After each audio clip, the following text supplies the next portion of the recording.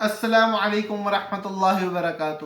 حضور صلی اللہ علیہ وسلم کیا خوب فرما گئے اور کتنی زبردست بات ہمیں ارشاد فرما گئے۔ اگر ہم اپنی زندگی میں لے آئیں ہم کامیاب ہو جائیں گے۔ ہم اللہ کے نبی صلی اللہ علیہ وسلم کی اس بات کو نہیں اپنائیں گے تو کون اپنائے گا؟ ہم لوگوں کو آج فخر ہوتا ہے ہم سید ہیں، ہم سید زادے ہیں، ہم راجپوت ہیں، ہم پٹھان ہیں، ہم مہاجر ہیں، ہمارا فلاں حسب ہے، ہمارا فلاں حسب ہے، ہم اتنے حسب نسب اونچے لوگ ہیں۔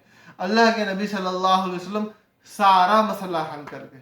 اللہ کے نبی صلی اللہ علیہ وسلم بتلا گئے کہ سب سے عالی نسب، سب سے اچھا نسب والا، حسب والا اور اپنی خاندانی شان بیان کرنے والا کون ہے؟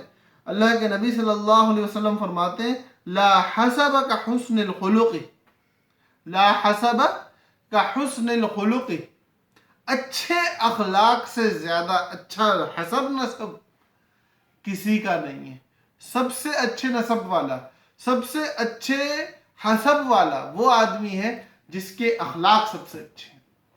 تو آج اگر ہم یہ چاہیں کہ ہمارا حسب نسب سب سے اچھا شمار ہو، اللہ کے نبی صلی اللہ علیہ وسلم کے ساتھ ملتا ہو اور حضور صلی اللہ علیہ وسلم والے اوصاف ہمارے اندر آتے ہوں، تو حضور والے اخلاق اپنانے پڑیں گے۔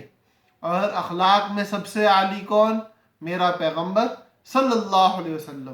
حضور صلی اللہ علیہ وسلم کے اخلاق کے بارے میں ہی تو اللہ پاک ارشاد فرماتے ہیں وَإِنَّكَ لَعَلَىٰ خُلُقٍ عَظِيمٍ۔ تو سب سے عظیم اخلاق پر جو فائز ہے وہ حضور صلی اللہ علیہ وسلم ہے۔ ہمیں کیا تعلیم دی گئی؟ لَقَدْ كَانَ لَكُمْ فِي رَسُولِ اللَّهِ أُسْوَةٌ حَسَنَةٌ۔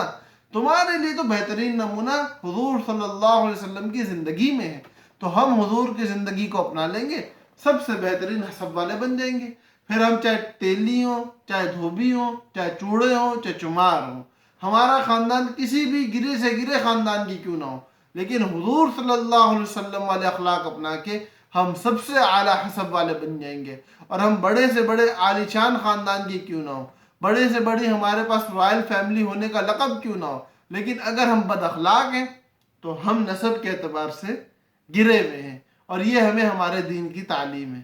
تو اس لیے اپنے اخلاق کو درست کرنے کی ضرورت ہے۔